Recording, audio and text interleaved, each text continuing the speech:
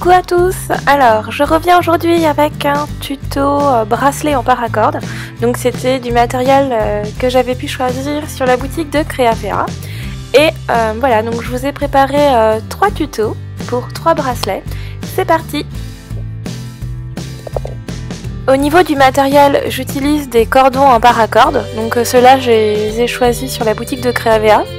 Ainsi que des fermoirs en plastique, donc des fermoirs clips. Disponible également sur la boutique. Il vous faut également une paire de ciseaux, mais aussi différents cordons pour réaliser d'autres fermoirs, des embouts griffes, et je ne l'ai pas montré, mais il faut également de la colle, des anneaux et un fermoir mousqueton. Donc voilà, je vous propose différentes façons de fermer ces bracelets. Après, c'est à vous de choisir. Pour le premier bracelet, je coupe 2 morceaux de paracorde rose de 30 cm chacun. Je forme une première boucle exactement comme sur l'image. Je pose mon deuxième cordon au-dessus du cordon du haut, puis en dessous du cordon du bas. Ensuite, la droite du cordon, je le passe sous la boucle, et le cordon du bas, je le passe au-dessus, en dessous, et au-dessus des autres cordons. C'est vraiment très mal expliqué, mais regardez les images, il n'y a plus qu'à faire exactement comme moi et c'est tout. Ensuite, on resserre le nœud marin en essayant de garder bien à plat les cordons pour que ce soit quand même assez joli.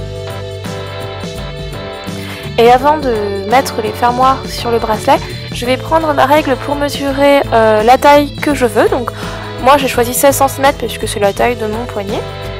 Je mets des masking tape pour avoir mes repères, je brûle les extrémités et je les insère dans les 2 parties de mon fermoir clip. Je replie mon cordon, j'enlève le masking tape. Je mets un point de colle pour maintenir les cordons les uns contre les autres. Et pour sécuriser le tout, donc je vais revenir remettre de la colle et avec un petit cordon de satin assorti. Donc là vous prenez ce que vous voulez, hein, ça peut être de la laine, des fils de bracelet brésilien, ce que vous voulez, du ruban même. Je viens le coller et l'enrouler autour. Et une fois que j'ai recouvert mes 2 petits cordons, je coupe mon excédent. Et c'est tout, je fais ensuite exactement la même chose de l'autre côté. Je coupe l'excédent de paracorde et mon bracelet sera ensuite terminé.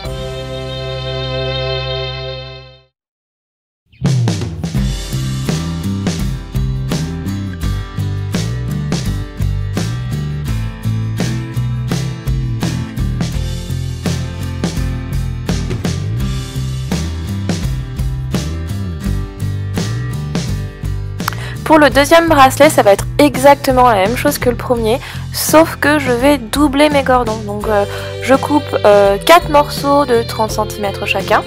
Donc je vais les recouper 2 par 2 et je vais venir scotcher les bouts parce que ce sera plus simple de former le nœud marin une fois immobilisé les cordons. Donc je fais comme tout à l'heure, je forme une boucle en faisant passer le cordon du bas au-dessus. Je pose mon deuxième groupe de cordons au-dessus, puis en dessous. L'extrémité du haut, je la passe sous ma boucle, puis mon extrémité du bas, je la passe au-dessus, en dessous et au-dessus. Puis il va falloir tirer doucement. Alors il faut faire attention à bien laisser les cordons alignés, bien plats. Il ne faut pas que les cordons se chevauchent pour avoir un joli motif, un joli nœud. Et comme tout à l'heure, je prends les mesures de mon bracelet en mettant des repères avec mes masking tape. Et cette fois-ci, je vais couper toutes les extrémités en laissant à peu près 1,5 cm après le masking tape. Je vais brûler toutes ces extrémités pour éviter que les cordons ne s'effilochent.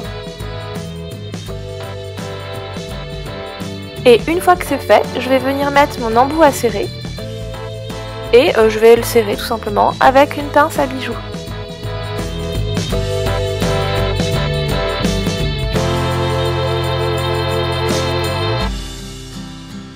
J'enlève mon masking tape, puis je vais venir placer mes anneaux et mon fermoir mousqueton. Donc d'un côté je mets un anneau, puis j'en mets encore un autre. Je vais mettre à peu près je crois 4 anneaux avant de mettre un plus gros qui me servira de fermoir. Je fais ça de manière à pouvoir fermer mon bracelet plus simplement autour du poignet Et puis ça me sert de petite chaînette d'extension en même temps.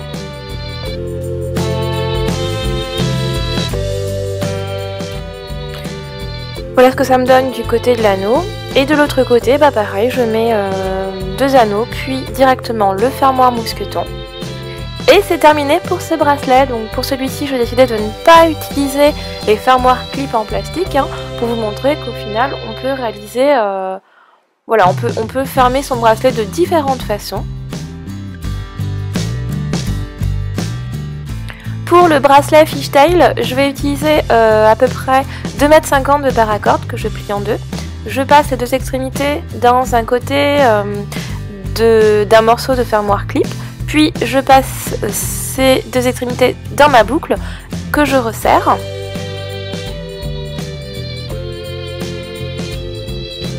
Je mets un peu de masking tape pour maintenir mon fermoir sur mon plan de travail, puis je repasse mes 2 extrémités dans l'autre partie du fermoir.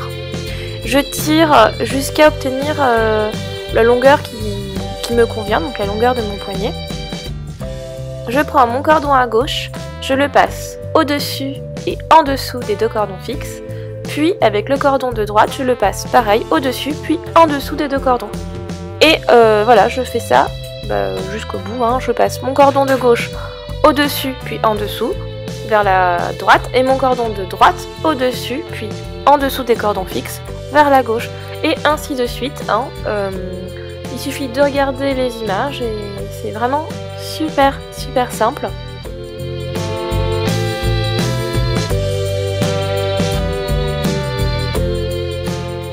Quand j'arrive au bout, j'enroule mes cordons autour de ce qui me reste de bracelet. Je fais un double nœud que je serre bien fort.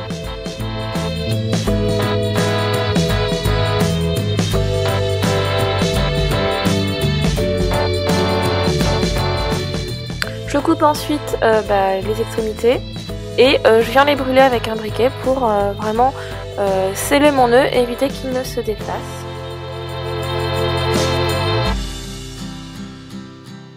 Et voilà, c'est terminé pour ce 3e bracelet. Donc j'espère que ces 3 tutos vous auront plu.